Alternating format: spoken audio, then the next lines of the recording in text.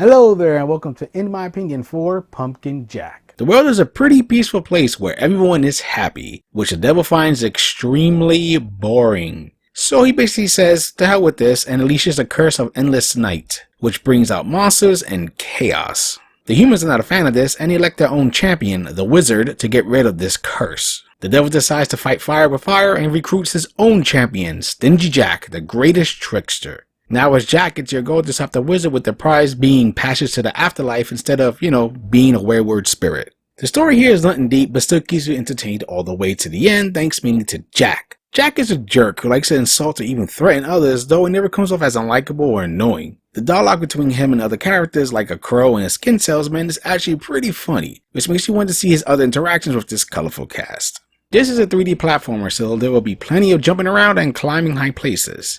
Thankfully, the controls are rather good, as when you jump it never feels off and everything is pretty responsive. In fact, the only negative thing I can think of is when you double jump you can't really turn Jack too well. But that's really it, as most of the time I felt my jumps landed just fine. There are some other varied fun moments the game has with its platforming, like escaping a burning building with some real nice camera movement that enhances the moment. You also have the times where you ride a spooky boat, and since Jack is a cheapskate, the ferryman decides to be a jerk too, and decides to do things like making the boat go through objects and flipping it around. Jack's pumpkin head will come into play as well for certain mini sections where he must take it off and move around with his cute little vines. Here you would do things like smack a ball around or play whack-a-mole to make progress. None of these moments felt tacked on or boring, and they try to do something different in each level, and that just adds to the overall fun and makes you excited for the next level.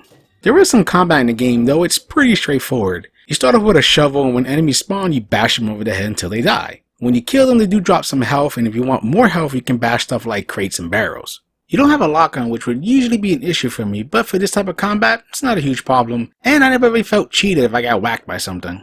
I also like that after each boss encounter you unlock a brand new weapon for a grand total of 6 weapons, which all look and feel different from one another. You have something like the scythe that can't do rapid hits but packs more of a punch, or your magical floating sword that not only gives you a cool floating animation but also rains down blades when you attack from above. All of them are fun to use, with my personal favorites being the scythe and shotgun. You even get a crow sidekick rather early in the game that helps you get a free hit here and there. The boss fights themselves are enjoyable as you try to figure out their patterns to take them down, and each encounter does feel different from one another. You'll be dodging for your life and doing something specific to each boss to hurt them, like smacking exploding balls to them. Also, while there is no lock-on, the boss fight fixes the camera so you always have a clear eye on what's going on and your target. The game does have some collectibles, being in 2 forms, which are crow skulls and them old time record players known as gramophones. The crow skulls are used for unlocking brand new skins, which there are 7 counting your default skin, which you can buy in any order you want. You just have to be sure you have the right amount of skulls. I actually like a lot of these, with some of my favorites being the Inspector and Cowboy. You can buy them in the main menu or when you run into the skin seller, who is in every single level. I don't think the gramophones unlock anything, but they do make Jack dance, which makes them worth finding. Each level keeps track of your collectibles, and thankfully if you miss any you can always check your level select to see what you're missing and which of the 6 levels it's in. Also, the game gives you audio cues for the crow skulls, making it less of a hassle to find them, which is appreciated. I didn't find the game itself hard. If anything, I would call it kind of easy, with checkpoints that are not insanely far from one another. The most challenging it gets to me is during the boss encounters. Now don't take this as me putting down the game. I for one don't equate easy to being bad or boring, like some other people do. It doesn't matter to me as long as the game is still fun, which this game is, and if anything, it's good to have something like this around so that even more new players can jump right in. I also like the humorous way the game keeps count of how many times you died. I love the look of this game. It may be Eternal Night, but that doesn't stop it from being very colorful, and how the colors are used makes for some great visuals. The levels themselves are very distinct from one another, be it a swamp with ghost bridges or a city battlefield.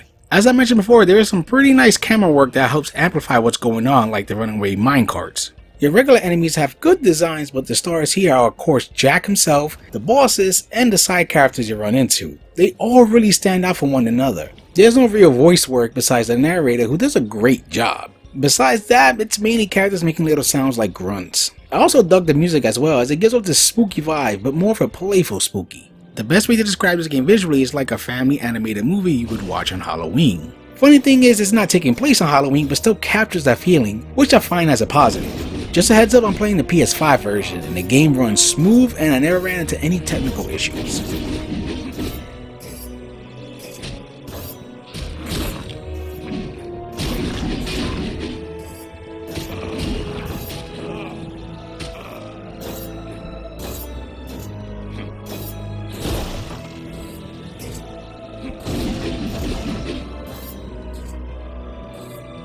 I thought this was a very fun game with some great visuals and designs.